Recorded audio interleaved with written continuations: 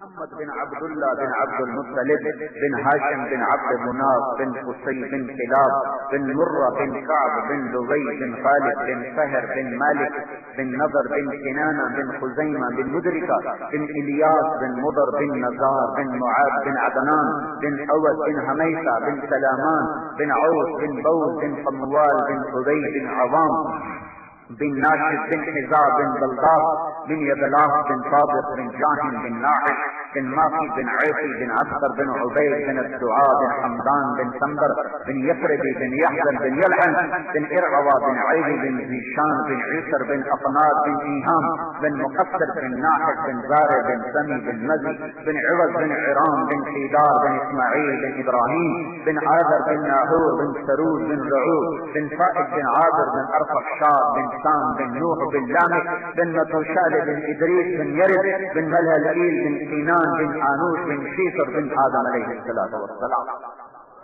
یہ وہ نسب ہے، یہ وہ خاندان ہے جس کے آدم تک اللہ نے ہر لڑی کو زندہ رکھا ہے. اللہ کے نبی نے اپنے گھر میں فاقے برداشت کر لیے کہ میری امت پر حجت تمام ہو اور کوئی روٹی پر فروخت نہ ہو جائے. سارے خاندان کیا بتاؤ، اگر میں یزید بیعت کر لینا تو کیا فرق پڑنا؟ جبکہ اللہ کا نبی ابھی یہ ماں باپ یا ابھی ماں کا دودھ پیتے تھے تو اللہ کے نبی نے کہا حسن حسین جنت کے نوجوانوں کے سردار ہیں. تو میں تو اس لیے دو آج میرا تیسرا بیان ہے، لیکن میں اس لیے گھبرا ہوں کہ اللہ کرے اللہ بخش دے، اللہ راضی ہو جائے، اللہ جنت عطا فرمائے. لیکن اللہ کی قسم مجھے نہیں پتا کہ یہ میرا عمل قبول ہے یا مردود ہے، آپ کا بیٹھنا قبول ہے یا مردود ہے. یہ وہ شہزادے تھے جن کو ابھی ماں نے دودھ چھڑایا نہیں تھا تو اللہ کے نبی نے کہا تھا حسن اور حسین جنت کے نوجوانوں کے سردار ہیں. چلو یزید کی بیعت کرنے سے تو کیا مسئلہ تھا، جنت تو پہلے طے ہو چکی تھی. لیکن پھر جو روشنیاں ہیں یہ نظر نہ آتی. آج جو کچھ لوگ اللہ سے ڈر کے چل رہے ہیں، وہ جو روشنی کو ڈھونڈنے کے لیے نکلتے ہیں انہیں چراغ مل جاتے ہیں، پھر یہ نہ ہوتے. آج کا اندھا دیکھ کے اندھا ہے، اس لیے اندھا نہیں ہے کہ روشنی کوئی نہیں ہے. آج کا بھٹکا ہوا دیکھ کے بھٹکا ہے، وہ اس لیے بھٹکا ہوا نہیں ہے کہ رات اس کے نشان کوئی نہیں لگے گرے جاواں کھبے جاواں سے سجے جاواں. آج کا بھٹکا ہوا راستے دیکھ کر بھٹکا ہے، آج کا بگڑا ہوا راستے کو دیکھ کے بگڑا ہے، آج کا جھوٹا سچائی کو دیکھ کے جھوٹا ہے، آج کا ظالم عدل کو دیکھ کے ظالم ہے، آج کا بددیانت دیانت کو دیکھ کے ظالم ہے، آج کا ستم ڈھانے والا وہ سخاوت اور رحم دلی کو دیکھ کے ظلم ستم ڈھاتا ہے. میرے نبی نے نشان قائم کر دیے، کیا مطلب اسے مٹا نہیں سکتا. تو میرے بھائیوں، آپ عدل کے ساتھ وابستہ ہو اور معاشرہ ظلم و ستم سے اتر چکا ہے. اللہ کے واسطے اس ملک کو بچانا ہے تو عادل بنو. ہماری ریڑھ کی ہڈی روٹی نہیں ہے. ہمارے بے وقوف الو دانشور جنہوں نے ہمیں گمراہ کر کے رکھ دیا کہ ہماری ریڑھ کی ہڈی ٹوٹ گئی. کیا معیشت کمزور ہو گئی؟ معیشت بھی کبھی کسی قوم کی ریڑھ کی ہڈی ہوتی ہے. ہمیشہ تاریخ کا چیلنج ہے کہ قومیں اس وقت تباہ و برباد ہوئی جب ان کے ہاں دولت کی ریل کی کسی بھی قوم کی ریڑھ کی ہڈی عدل ہوتا ہے. عدل کسی بھی قوم کی ہلاکت کا سبب فقر نہیں ہوتا، ظلم ہوتا ہے. ظلم کسی بھی قوم پر تباہی اس لیے نہیں آتی کہ روٹی کم پڑ گئی تھی، کسی بھی قوم نے اس لیے پرواز نہیں کی کہ روٹی زیادہ ہو گئی تھی. کسی قوم نے پرواز کی ہے تو عدل پیچھے اس کی بنیاد ہے، اور کوئی قوم تباہ و برباد ہوئی تو ظلم اس کے پیچھے بنیاد ہے. تو آپ وہ لوگوں جو روزانہ عدل اور ظلم کے درمیان، میری رات میں تو پیسے کے لحاظ سے میں ایک ذمہ دار ہوں، میرے پاس کچھ ملازم ہیں، کام میں نے تبلیغ کا کیا ہے، میرے ساتھ چند لوگوں کے حقوق وابستہ ہیں. میرا معاملہ بہت چھوٹا ہے، تمہارا معاملہ بہت بڑا ہے. تمہارے ڈی جی صاحب کہہ رہے تھے یہ 100 آدمی نہیں ہے، 1,00,000 آدمی ہے. میں نے کہا مجھے پتا ہے میں کن سے بات کر رہا ہوں.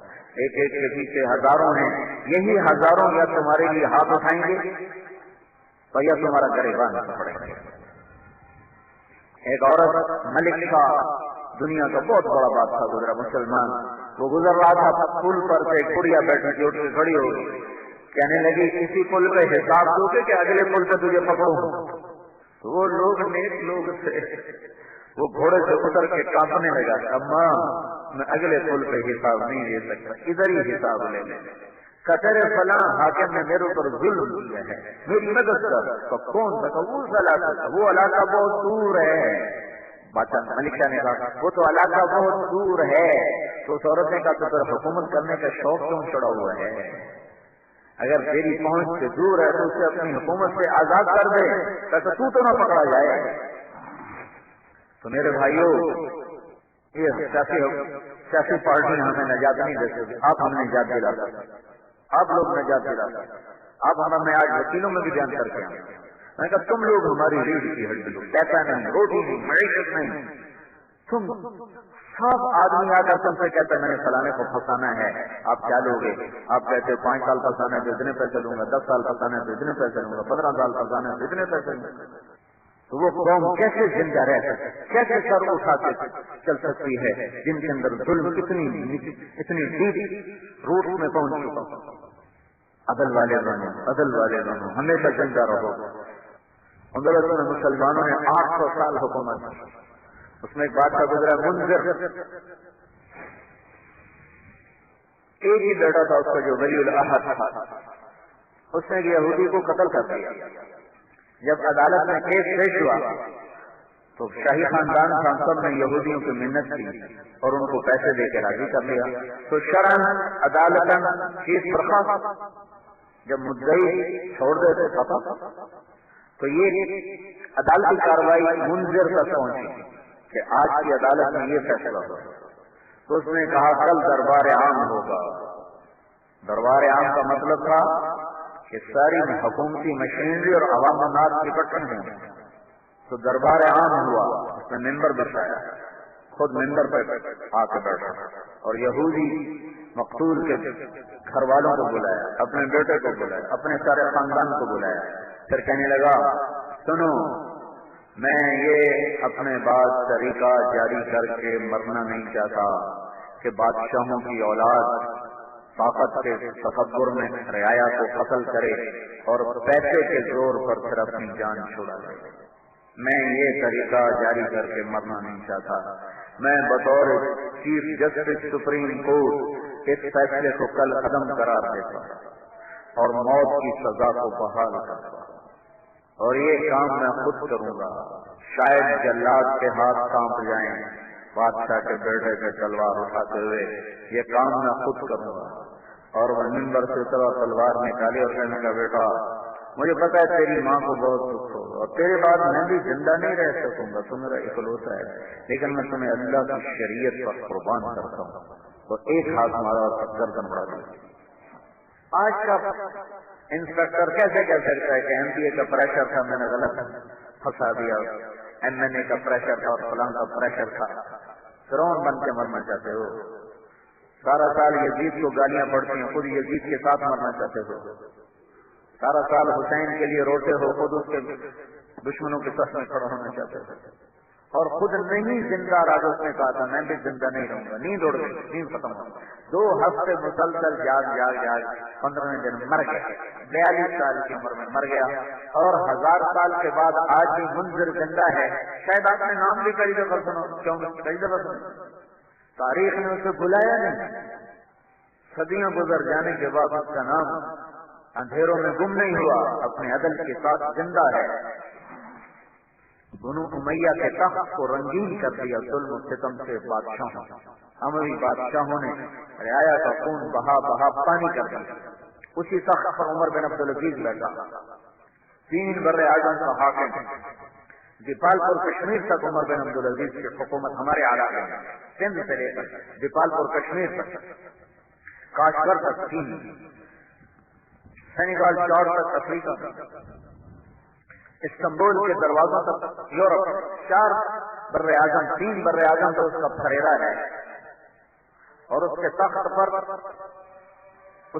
پر اس کے پہلے جو پیشرو بیٹھے ہیں انہوں نے ظلم و ستم وہ اٹھائے کہ خون کی ندیاں بہائیں، اسی تخت پر عمر بیٹھا ہے، وہ مرنے والا ہے، اب 2.25 سال حکومت کی ہے، تو اپنے ایک عالم قاضی کو بلا کر کہتا ہے کہ میں مرنے جا رہا ہوں، میں نے 3 بادشاہوں کو خود دفن کیا، عبد الملک چچا، ولید چچا زاد بھائی، سلیمان چچا زاد بھائی، ان 3 بادشاہوں کو میں نے خود قبر میں اتارا۔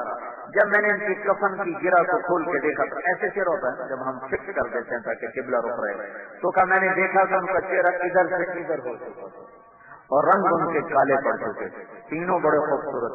ولید کا رنگ ذرا سامنے تھا، باقی سلیمان، عبد الملک انتہائی خوبصورت، لال سرخ رنگ، لیکن تینوں کے رنگ سیاہ اور چہرے ادھر۔ یہ کیا وجہ تھی؟ ان کو مرے ہوئے 1300 سال ہو چکے ہیں، 1300 سال سے گزرے۔ اللہ کی قسم، اللہ کی قسم، یہ بے نمازی نہیں تھے، یہ شرابی نہیں تھے، یہ زانی نہیں تھے، یہ بے روز نہیں تھے۔ ولید بن عبد الملک تہجد میں 10 سپارے روزانہ نفلوں میں پڑھتا تھا۔ یہ صرف ایک کام تھا ان کا، ظالم ظالم ظالم۔ تو اللہ نے ان کی نمازیں مردود کر دی، روزے مردود کر دی، حج مردود کر دی، اور ان کے چہرے قبلے سے پھیر۔ اور عمر بن عبدالعزیز اب مرنے لگا ہے، اسی تخت پر بیٹھا تو رجا جگہ سے دیکھنا میرے ساتھ کیا ہوتا ہے۔ جب عمر بن عبدالعزیز کی میت کو چارپائی کے ساتھ اس کی قبر کے قریب کیا گیا تو ایسے جیسے ایک ہوا کا جھونکا آیا اور اس میں ایک پرچہ بڑا سارا ایسے لہراتا ہوا کر عمر بن عبدالعزیز کے سینے پر آ گرا۔ جب اس کو پرچے کو اٹھایا گیا تو اس پہ 2 سطریں لکھی ہوئی تھیں، پہلی سطر بسم اللہ الرحمن الرحیم، دوسری سطر براءۃ من اللہ لعمر بن عبد العزیز من النار، اللہ نے عمر کو جہنم سے نجات عطا کر دی۔ 3 براعظم کا بادشاہ کر سکتا ہے تو ڈی نہیں کر سکتا، سیشن جج نہیں کر سکتا، انسپیکٹر نہیں کر سکتا، ایم پی ایم این اے نہیں کر سکتا، میں نہیں کر سکتا ہوں، آپ نہیں کر سکتے۔ اور جب ان کو قبر میں اتارا تو رجا کو وصیت فرمائی تھی کفن کھول کے مجھے دیکھ لینا۔ جب ان کے کفن کی گھیرا کھولی تو کیا دیکھا؟ ادھر ہی چہرہ کی طرف کٹ کیا تھا اور یوں لگتا تھا جیسے 14ویں کا چاند قبر میں اتر آیا۔